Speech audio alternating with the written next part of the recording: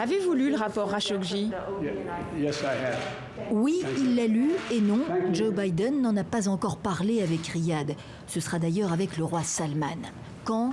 Ce n'est pas arrêté, précise la porte-parole de la Maison-Blanche. La déclassification du rapport sur le meurtre du journaliste américano-saoudien est imminente selon la presse américaine. Les conclusions seraient accablantes. Nous nous sommes engagés à publier le rapport déclassifié. Ce sera fait bientôt par les services de renseignement. L'intention du président, tout comme celle de ce gouvernement, est de recalibrer notre engagement avec l'Arabie saoudite. Recalibrer la relation avec Riyad consisterait pour Biden à dire les choses en matière de droits humains, de liberté d'expression et de la presse, explique Jen Psaki.